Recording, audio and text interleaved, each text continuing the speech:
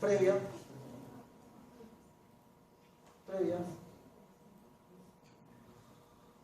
Ya, miren, por ejemplo acá, ¿no? Lo que les decía hace un rato, ¿no? Si uno ve esta imagen, acá va a haber más radiopacidad y acá menor radiopacidad, ¿no? Pero esto se explica porque acá hay mama y acá no hay. Esto ha sido una mastectomía. La siguiente. ¿Cómo ven esta placa?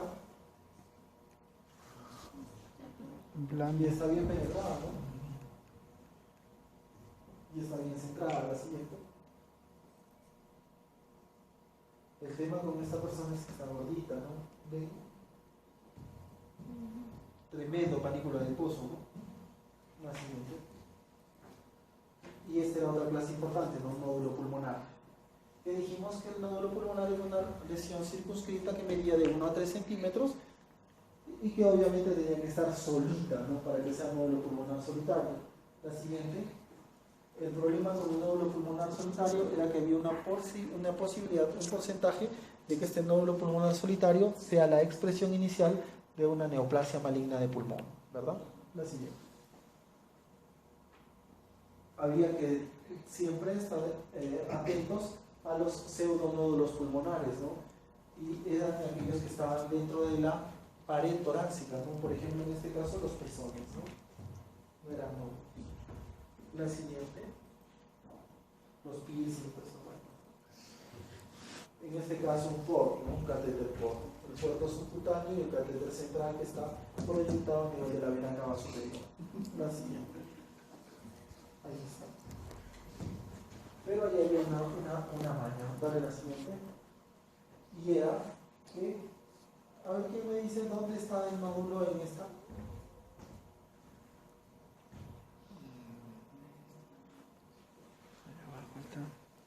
Punto más en el examen.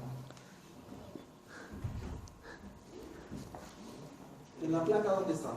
Se vea. Lóbulo inferior. El tercio inferior del lóbulo del. Lo indico. Con tu garrita. Claro, uno de los lugares, tú no me lo apuntas. Uno de los sitios donde se escondían las lesiones, ¿dónde era? Detrás del diafragma, ¿no? Entonces yo acá tenía la obligación de ver eso. Y acá se ve claramente, ¿no? Obviamente, como una sobredensidad retrodiafragmática. Le piden una tomografía y acá está el nódulazo. Con cara de malo malote, ¿no? Con cara de malo malote. La siguiente. Miren, este era el problema, ¿no? El problema que entre metástasis solitarias y carcinoma broncogénico teníamos más o menos que el 40% de los nódulos pulmonares solitarios podían corresponder a causa maligna, ¿no? Y por eso era importante definir cuáles eran las características de un nódulo pulmonar solitario que nos iban a hacer pensar que estamos frente a un nódulo pulmonar de etiología maligna, ¿no? Listo, vamos con la siguiente. ¿Eso qué era? ¿Se acuerdan?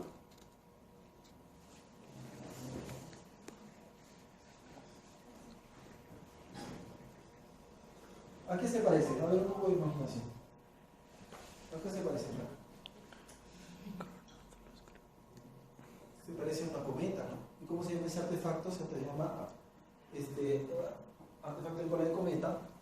O ¿dónde son los artefactos? Imagen en cola de cometa. Y esta es una telectasia redonda, ¿no? Esta imagen nodular con una prolongación en cola de cometa es una telectasia redonda, ¿no? Que es prácticamente, no 100%, pero prácticamente específica de quién?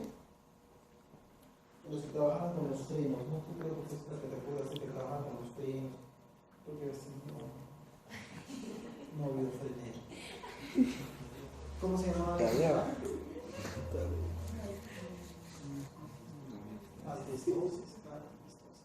Cuando vean esa imagen, ese es casi patognomónico de asbestosis. ¿Qué es? Es una atelectasia redonda. ¿Por qué se caracteriza? Porque tiene su colita de cometa. ¿Ya? La siguiente. Atelectasia redonda. ¿Cuáles son las características del nódulo pulmonar solitario? Las más peligrosas de todas estas, ¿cuáles eran? ¿Tamaño? Sí, no. La más grande, peor. Forma y contorno, definitivamente. Calcificación no tanto, cavitación no tanto, velocidad de crecimiento era súper importante, ¿no? Porque habíamos llegado a la conclusión de que los nódulos pulmonares malignos crecían no muy rápido ni muy lento, ¿verdad? Si es que estaba del mismo tamaño más allá de 2 años, ya había que pensar que era benigno. Si había duplicado súper rápido, había que pensar que era inflamatorio. ¿Cuáles son los malignos? Los que duplican lento. ¿Sí? La siguiente. Y ahí tenemos el tamaño, ¿no? Si el nódulo pulmonar mide menos, eso está en medio rarito. La siguiente. Lo que hay que recordar es que el tamaño es importante, ¿no? Entre más grande, más posible que sea maligno. La siguiente. Eso es lo que está, ¿no? La siguiente. Miren, esto es importantísimo, ¿no? Existe un score que se está usando ahora. Ustedes les comenté respecto al BRATS, ¿no? Que era el de mama, ¿no? Ahora se utiliza RATS en todo. En pulmón se utiliza el LANG-RATS. Y en el LANG-RATS, LANG de pulmón obviamente, todos aquellos nódulos que midan más de 1.8 centímetros se consideran sospechosos. Pero, ¿qué incrementa su sospecha? Sus formas. ¿Y cuál es la forma que nos preocupa? La forma irregular. ¿Y cuándo nos vuelve locos? Cuando es especulado. ¿Sí? Como en ese caso. ¿Para qué nos sirve el LANG-RATS? Esto se los digo para que lo sepan, no los voy a tomar. Nos sirve para definir qué vamos a hacer, ¿no? Si yo tengo un LANG-RATS 3 o 4, con un 3 yo digo, le voy a hacer una tomografía de acá a 3 meses. Y voy a evaluar si es que ha crecido. Si es que tengo un LANG-RATS 4, lo que tengo que decir es que tengo que biopsiar. ¿Por qué? Porque obviamente su riesgo de cáncer es alto. ¿En qué más hay RATS? En hígado. En hígado se llama LIRATS y está diseñado para aglomerar a esos pacientes que tienen riesgo de hepatocarcinoma. En próstata también existe, se llama PRATS. En tiroides se llama PRATS. Eso es la tendencia actual, ¿no? La tendencia actual, si ustedes se dan cuenta, ¿a qué es? Es a encontrar lesiones muy pequeñas. ¿Por qué? Porque de esta manera nosotros podemos mejorar el pronóstico de supervivencia de los pacientes, ¿verdad? De esa manera nosotros podemos mejorar su pronóstico de sobrevida. Y definitivamente las técnicas de imágenes actuales nos permiten evidenciar lesiones cada vez más pequeñas. Así que esa es la tendencia. La siguiente, por favor. Y estos son todos los tipos de márgenes que podemos encontrar, ¿no? La margen lisa, lobulada o especulada. Ya dijimos que desde acá íbamos mal, pero definitivamente acá íbamos re mal, ¿verdad? La siguiente. Pero había que entender una cosa importante, ¿no? Y lo importante que había que entender era que hablábamos de porcentajes. Y algo importante también que había que resaltar ahí era que teníamos que saber los antecedentes clínicos del paciente, ¿no? Porque imagínate, yo veo esta imagen de acá y digo, qué bonito, ¿no? Este no tiene nada. Este está normal, es una imagen nodular de densidad de partes blandas de contornos muy bien definidos, ¿no? No tiene espiculación, no tiene alteración de la densidad adyacente. Viola, no pasa nada. Pero ¿qué pasa si yo te digo que este paciente tiene un cáncer de riñón? Cambia la figura, ¿no? Podría ser una metástasis. ¿Quién me incrementó el riesgo? El antecedente. Veo esta, me asusta un poco, pero te digo, esta misma lesión la tiene desde hace 4 años. Baja mi riesgo, ¿no? Por eso es importante los datos clínicos. Por eso es importante, colegas, cuando ustedes hagan su solicitud de imagen, siempre pongan los datos que ustedes consideren relevantes, ¿no? Este sí, pues, tiene una pinta horrorosa, ¿no? La siguiente. Miren qué pasó. La siguiente. Metástasis de un cáncer de mama, ¿no? Pese a la forma bonita y todo, tenía el antecedente que la condenaba. La siguiente. Otra de las cosas de las que hablamos fue de la cavitación, ¿no? Y decíamos que los nódulos malignos también podían cavitar, pero dijimos que cuando la cavitación, la pared de la cavitación de la caverna era súper gruesa y era irregular, era más probable que esto sea maligno, ¿verdad? La siguiente. Un cáncer epidermoide cavitado, ¿no? Recuerden, un nódulo maligno puede cavitar. El secreto es ver cómo está la pared de esa caverna, ver si es que esta pared está gruesa o está irregular. Si está gruesa e irregular, probablemente la causa de la cavitación sea neoplasia. La siguiente. La siguiente. Dale. Dale. Miren, ¿qué les parece? Acá es una densidad de partes blandas lobulada con presencia de broncograma aéreo, ¿no? Y agregando la densidad de parénquima adyacente. ¿Alguien podría decir que esta es una neumonía?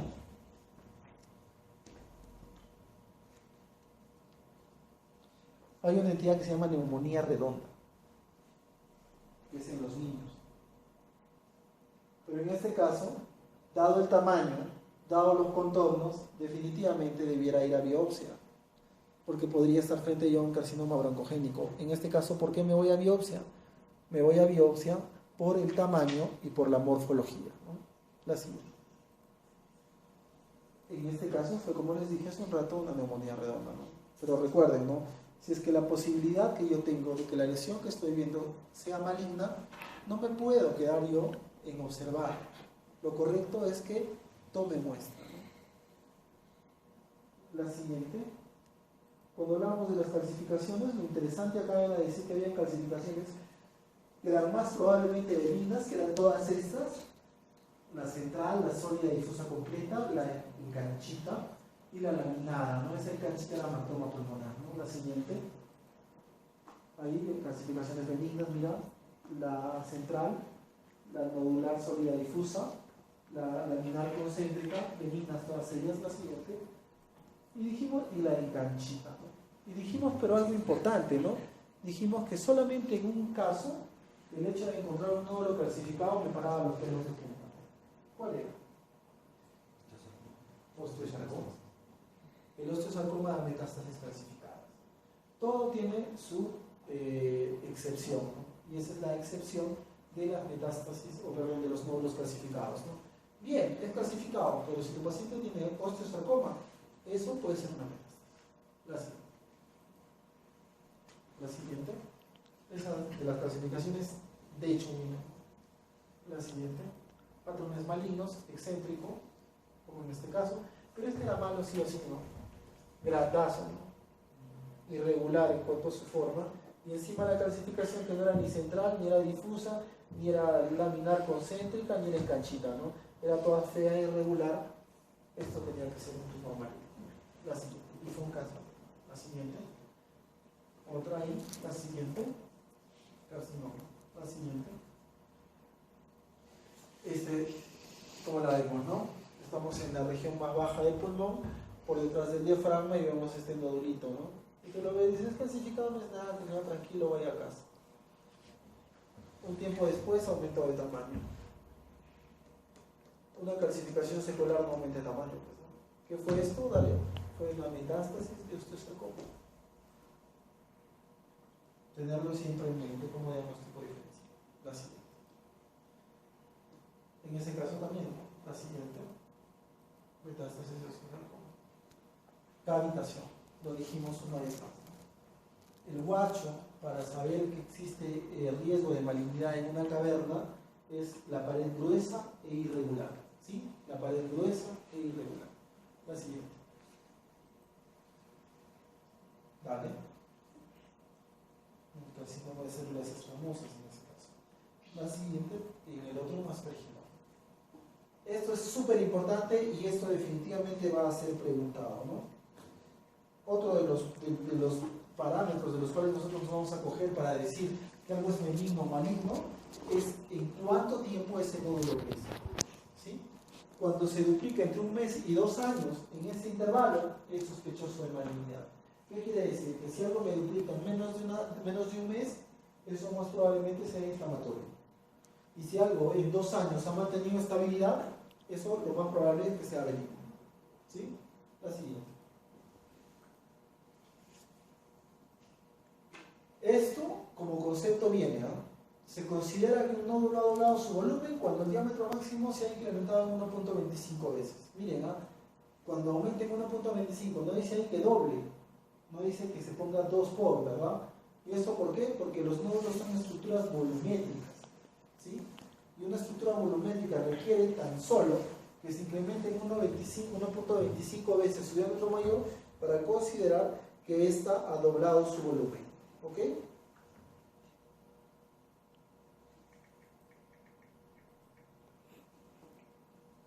La siguiente, ahí vemos el nódulo ese cómo está aumentando de tamaño, ¿no?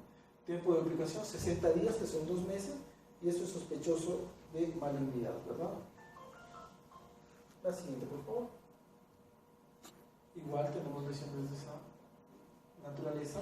Aquellas lesiones que han sido catalogadas como estables en más de 2 años, se considerarán que son benignas. ¿Sí? La siguiente, por favor. La densidad, dijimos que entre más blandas, más peligrosas, ¿no? Y para eso medíamos las unidades Hounsfield, ¿no? Y habíamos dicho, ¿no?, que los nódulos que eran más peligrosos eran aquellos que tenían densidad en vidrio esmerilado, ¿no? ¿Qué es lo que hay que llevarse a casa? Hay que llevarse a casa lo siguiente: nódulos de formas irregulares, grandes, que dupliquen su tamaño entre 1 mes y 2 años, y que tengan una densidad la más baja posible sin ser grasa, esos son los que nos deben llamar la atención y hacernos pensar en malignidad, ¿no? Para que quien quiera ampliar sus conocimientos, revisen las características de los criterios de Lange-Ratz. La siguiente: la presencia de broncograma aéreo no nos excluye absolutamente nada.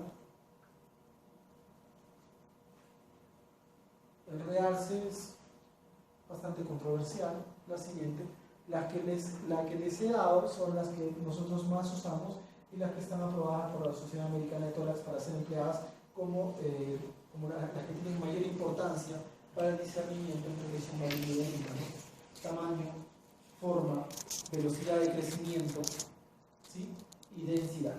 ¿Ok? Tamaño, forma, velocidad de crecimiento y densidad. La siguiente.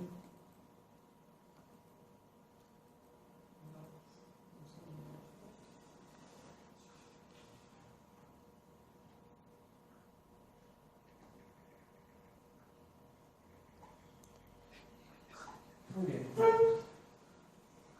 Dale a ver la siguiente ahí.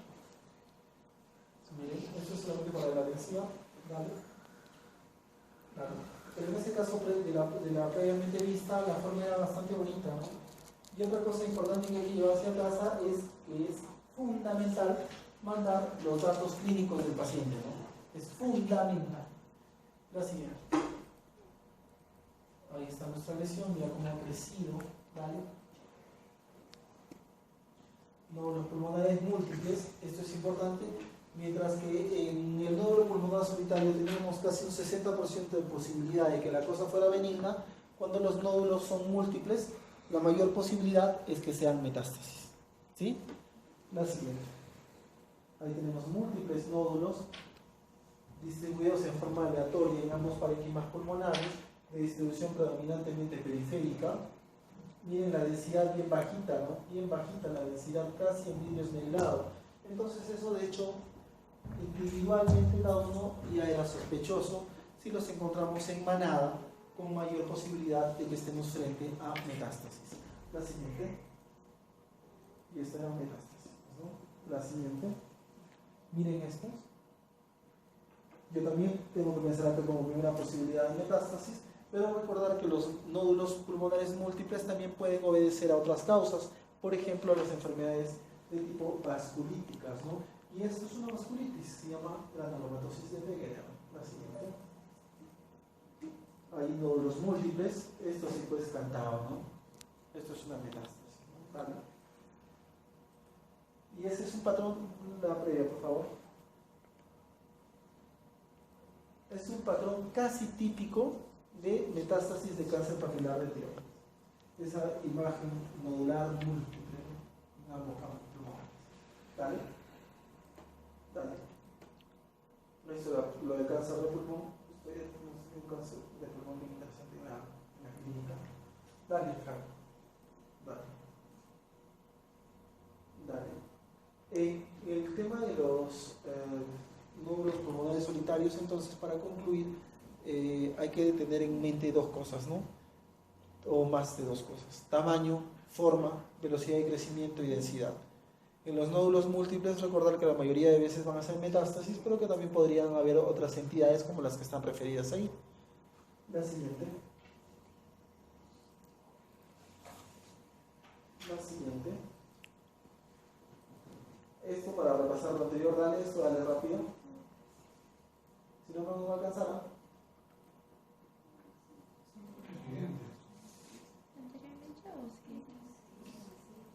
Y ahí dale, enfermedades del espacio aéreo, dale.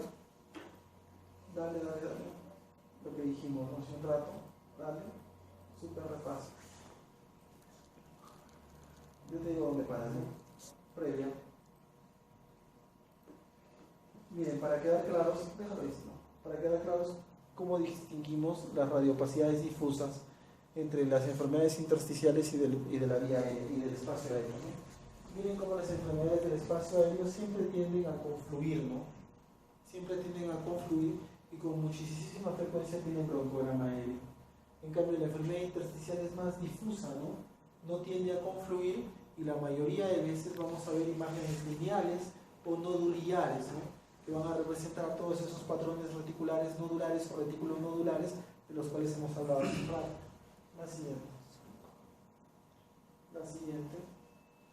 Anatomía, dale, ahí está el broncograma aéreo, dale ahí. El signo de la silueta, ¿no?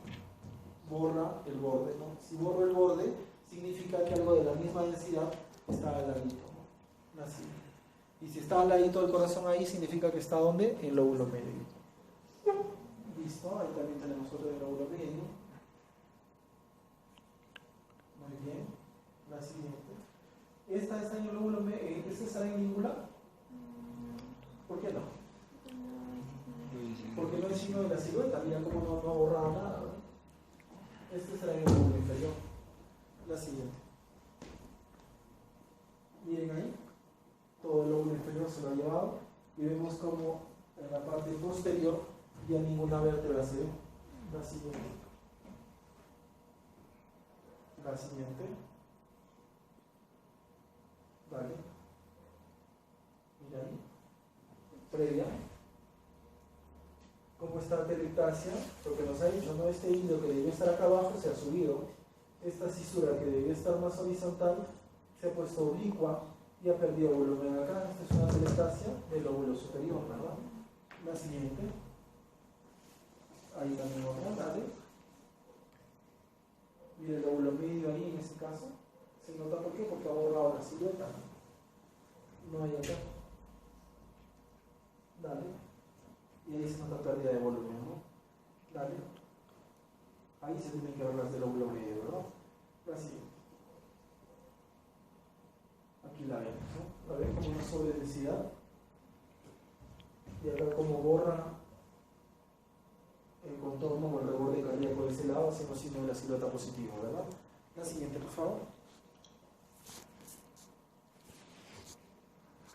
Dale.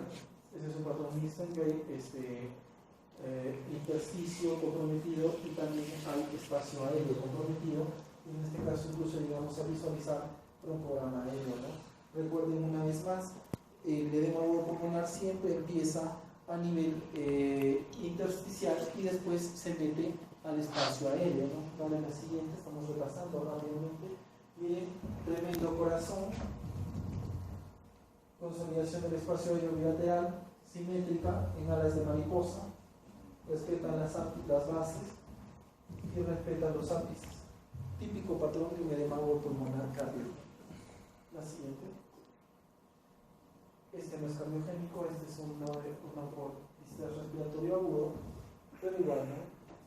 Miren cómo la enfermedad del espacio aéreo es confluente, tienden a confluir. Es de forma algodonosa, bilateral, simétrica, con presencia de broncograma aéreo. La siguiente.